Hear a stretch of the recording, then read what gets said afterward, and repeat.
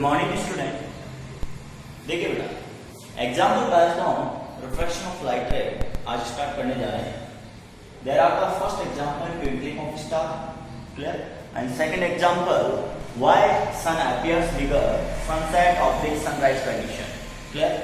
दोनों को यहाँ पे सोल्व करवाया जाएगा। Then after we are going for example based on TIR। चलो, ट्विंकलिंग ऑफ स्टार्स का मतलब क्या होता है? आप जब स्टार्स को देखते हो तो ये चमकते हुए दिखाई देते हैं। कौन सी विजिबिलिटी होती है? चमकते हुए, मतलब ट्विंकल कर रहा है। किस फॉर्मेट में बेटा? चमकते हुए दिखाई दे रहे हैं, मतलब क्या हुआ? ट्विंकलिंग फॉर्मेट में दिखाई देते हैं। क्यों दिखाई देते हैं ऐसा? उसका एक रीजन है। भाई आपके आसपास क्या है? अर्थ। आप किस पे हो? अर्थ पे, ठीक है। इसके around there are various type of layers are available, that is atmospheric surface. क्या रिप्रेजेंट की जा रही है यहाँ पे? Atmospheric surface, atmospheric layers around to the near to the earth, clear. अब यहां से अलग अलग हाइट पर अलग अलग एटमॉस्फेरिक सरफेस अवेलेबल। तो इसके बारे में यह बोला गया है कि this type of atmospheric layer are near to the earth have most more density compare to the another. तो जैसे जैसे ऊपर की ओर बढ़ेंगे, अर्थ से डिस्टेंस बढ़ाएंगे, डेंसिटी ऑफ एयर क्या हो जाएगी? डिक्रीज हो जाएगी, क्लियर। यहां पे क्या प्रेजेंट है? स्टार्स प्रेजेंट है। स्टार से कोई लाइट रे आएगी तो वो लाइट रे क्या होगी बेटा? रिफ्लेक्ट होती हुई है, क्लियर। अगर वो रिफ्लेक्ट होती हुई आ रही है तो इसका एक सिंपल मीनिंग है कि आपको वही चीज दिखाई देती है जो आपके आंखों में लाइट रे रिफ्लेक्ट होकर और आपकी आंख तक आती है। तो यहां पर जब स्टार्स हैं, लाइट रे आती है ट्रेवल करती हुई, तो वो रिफ्रैक्टेड फॉर्मेट में आती है। किस फॉर्मेट में आती है? रिफ्रैक्टेड फॉर्मेट में। जब आपकी आईज के अंदर रिफ्रैक्टेड लाइट रे जाएगी तो ऑब्वियसली जिस ऑब्जेक्ट से वो आ रही है वो आपको अपनी पोजीशन से कुछ दूसरी पोजीशन में दिखाई देगा। अगर आप नियरली ऑब्जेक्ट को देख रहे हो तो वो कुछ मुड़ा हुआ दिखाई देगा। जिस लाइक एग्जांपल है कि किसी भी वाटर से फिल कांच के गिलास के अंदर आपने किसी पेन या पेंसिल को डिप किया, ठीक है। The amount dipped in the water, क्या होगा? पेंसिल का वो पार्ट जो किसी पर्टिकुलर वाटर के अंदर डूबा हुआ है, डिप्ड है, वो मुड़ा हुआ दिखाई देगा। किस फॉर्मेट में दिखाई देगा बेटा? वो पार्ट मुड़ा हुआ दिखाई देगा, ये कंफर्म है। तो वो क्यों हो रहा है? क्योंकि एयर में जो पेंसिल प्रेजेंट है उससे लाइट रे डायरेक्ट आपकी आंख में आ रही है, बट जो वाटर के अंदर पेंसिल प्रेजेंट है उस पेंसिल से लाइट रे पहले वाटर में ट्रेवल कर रही है, फिर वाटर से एयर में आ रही है। तो इंटरफेस ऑफ मीडिया पे क्या हो गई? द डायरेक्शन चेंज हो गई, क्लियर। डायरेक्शन चेंज होने के कारण यहां पर क्या हुआ है? डायरेक्शन चेंज होने के कारण वो पेंसिल आपको मुड़ी हुई दिखाई देगी। पहले ऐसी थी, फिर वो ऐसी दिखाई देगी। क्यों दिखाई देगी? या फिर ऐसी दिखाई देगी। क्यों दिखाई देगी? वो एग्जैक्टली जो एक्चुअल लेंथ है उस एक्चुअल लेंथ से मुड़ी हुई दिखाई देगी, या तो इधर मुड़ेगी या इधर मुड़ेगी, ठीक है। तो ये डायरेक्शन क्यों आपको बैंडिंग फॉर्मेट में दिखा है? द डायरेक्शन ऑफ लाइट रे is move in the water from air. तो यहां पर भी क्या हो रहा है? स्टार से आने वाली लाइट रे कहां पे जाएगी? पहले फर्स्ट आउटर लेयर पे जाएगी, फिर सेकेंड आउटर लेयर पे रिफ्लेक्टेड होगी, फिर थर्ड लेयर आउटर लेयर पे रिफ्लेक्टेड होगी, फिर फोर्थ आउटर लेयर पे रिफ्लेक्टेड होगी और फिर अर्थ पर पहुंचेगी, क्लियर। ये रीजन है कि ट्विंकलिंग ऑफ स्टार यहाँ पे अवेलेबल होता है। बस रिफ्लेक्शन ऑफ लाइट रे is coming towards the earth by the atmospheric surface that is provided the reflection of light more and more, clear. मतलब 1 टाइम 2 टाइम 3 टाइम 4 टाइम जितनी भी layer से उतना ही रिफ्लेक्शन यहाँ पे अवेलेबल होगा। Then now we can say that the stars is twinkling visibility, किधर? Second example है आपका why sun appears bigger, why sun appears bigger at the condition of sunset and sunrise। ठीक है, देखिए बेटा इसका एक डायग्राम बनाते हैं। यहां पे अर्थ है, क्लियर, और ये इसकी एक्सिस है।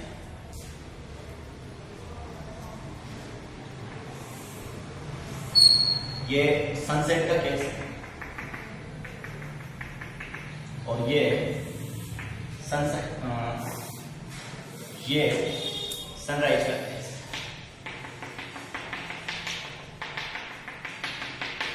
ठीक है, यहां भी सन है और यहां भी सन है, बट ये केस है सनराइज का और ये केस है सनसेट का।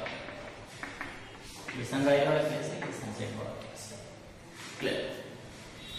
व्हाई सन अपीयर्स बिगर, बड़ा क्यों दिखाई देता है? क्लियर? अर्थ पे आप प्रेजेंट हो तो अर्थ आपके लिए किसी फॉर्मेट में देखेंगे तो अर्थ आपके लिए क्या होगा? अर्थ आपके लिए एक नॉर्मल प्लेनेट नजर आएगा, लेकिन आपको नजर नहीं आएगा, वो किसी अदर प्लेनेट पे प्रेजेंट व्यक्ति को नजर आएगा। अब आप अर्थ पे हो तो जुपिटर क्या हुआ? Another planet. मार्स क्या हुआ? Another planet. ठीक है, मून क्या हुआ? सब प्लेनेट। क्लियर? लेकिन यही पॉइंट अगर कोई दूसरा व्यक्ति उस प्लेनेट पे हो तो अर्थ क्या होगा? अर्थ भी उसके लिए प्लेनेट का वर्क करेगा।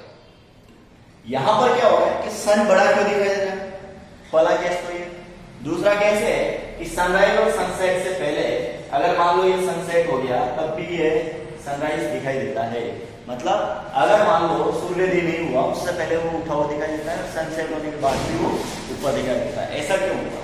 देखिए इन दोनों एग्जांपल यहाँ पे मिक्स हो गए। अब सबसे पहले ये दो गए अर्थ,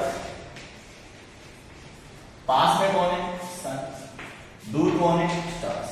ये मान लीजिए क्या है? क्लियर? स्टार की डिस्टेंस अर्थ से क्या होती है? ज्यादा होती है, और सन की डिस्टेंस अर्थ से क्या होती है? कम होती है। क्लियर?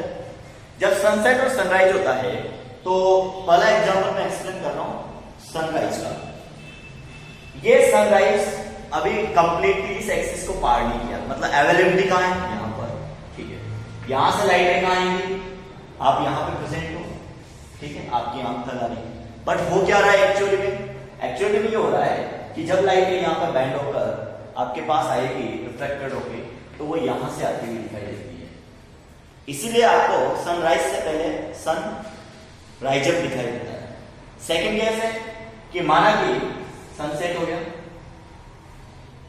क्या हो गया? सनसेट हो गया, वही लाइट में वापस आ गई रिफ्लेक्टेड फॉर्म में, फिर भी ऊपर से आती हुई दिखाई देती है। इसका मतलब क्या हुआ कि भाई सनसेट होने के बाद भी सन ऊपर दिखाई दे रहा है एक्सिस में। क्लियर? तो ये फॉर्मेट था आपका जो दोनों एग्जांपल को यहाँ पे कवर करता है। नेक्स्ट आपके पास example based on TIR in our daily life. हाँ, sun appears to the bigger, बड़ा क्यों दिखाई देता है? उसका एक रीजन है कि भाई सन जब विजिबिलिटी फॉर्मेट में आता है तो वो आपकी जो अर्थ की एक्सिस होती है इक्वेटर एक्सिस, उस इक्वेटर एक्सिस से वो नियर बाई शो होता है, इसीलिए वो बड़ा दिखाई देता है। लेकिन स्टार्स की बात करें तो स्टार्स क्या होते हैं बेटा? दूर होते हैं। नेक्स्ट है आपके पास second example based on TIR. किस पे बेटा? Example based on TIR.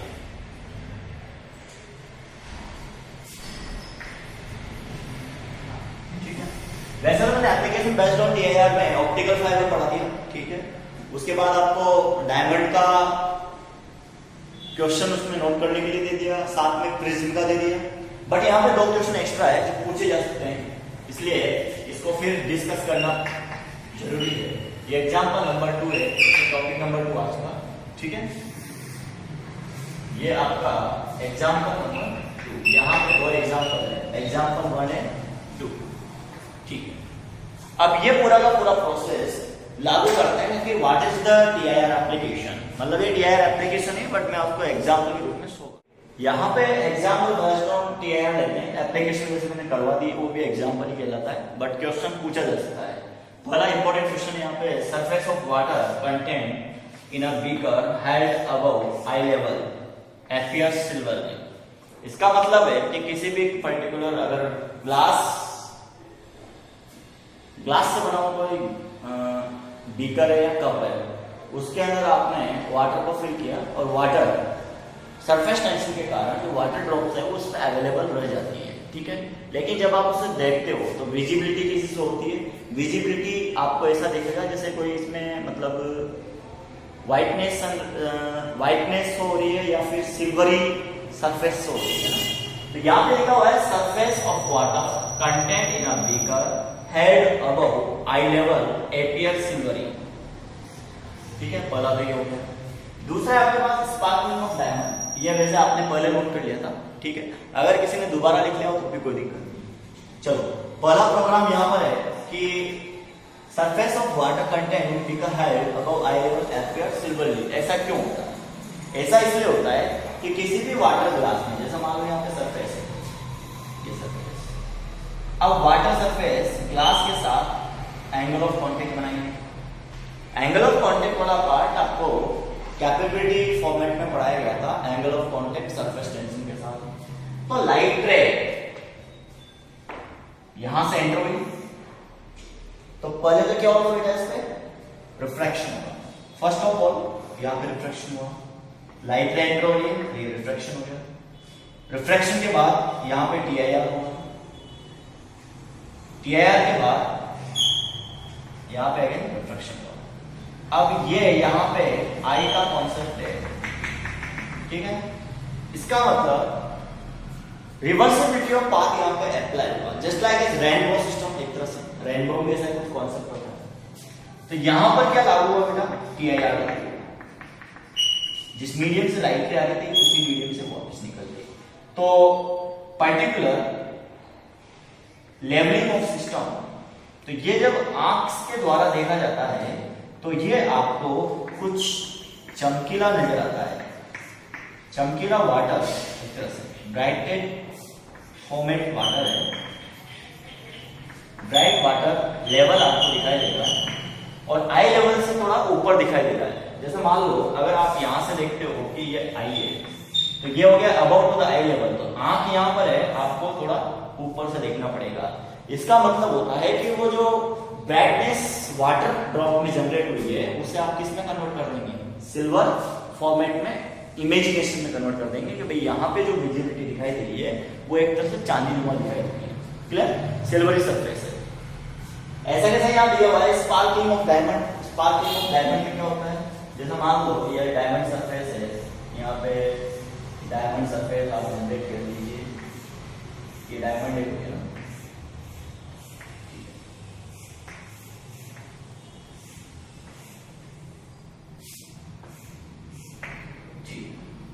अब ये डायमंड की जो सरफेस है, इस डायमंड की सरफेस में क्या होगा बेटा, लाइट रे। तो लाइट रे जब एंटर करती है तो पहली बात तो यहाँ पे एयर मीडियम है, सेकेंडरी यहाँ पे ग्लास मीडियम है, क्लियर, और ग्लास मीडियम यहाँ पे डायमंड ही होगा,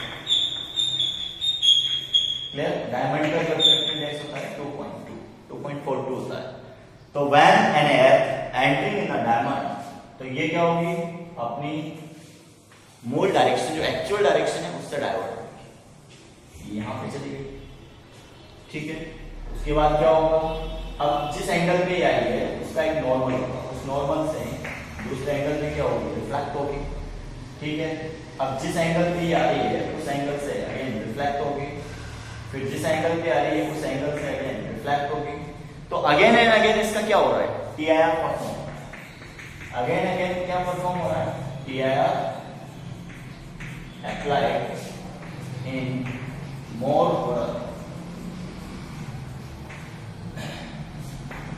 इन द डायमंड इनसाइड। अंदर ही अंदर उसका क्या होता रहता है, टीआईआर परफॉर्म होता रहता है। ऑटोमेटिकली जब आप उसको देखेंगे तो विजिबिलिटी फॉर्मेट चारों तरफ से क्या होगा, आपको ब्राइटेड दिखाई देगा, that is the sparkling order of diamond. क्या बोलेंगे इसको? Sparkling order of diamond. ठीक है बेटा, तो ये आपको जो थ्योरेटिकल नोट्स मैंने यहाँ पर जो डायमंड सरफेस है उसके अंदर टीआईआर मोस्ट प्रोबेबिलिटी फॉर्मेट में क्या हो रहा है?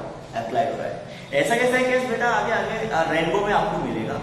ये अभी तक तो जो नोट्स मैंने आपको सेंड किए वो यहाँ तक फिनिश हो गए, लेकिन अब कल से आपको मीडियम सरफेस से रिफ्लेक्शन पढ़ाया जाएगा जो लेंस को डिनोट करता है, और टू सरफेस को मिला के लेंस का प्रोडक्शन होगा। ठीक है, तो आपका जो नेक्स्ट टॉपिक है वो आएगा रिफ्लेक्शन ऑफ लाइट रे बाय कर्व सरफेस, और उसके बाद मैं आपको लेंस में लेके चलूंगा।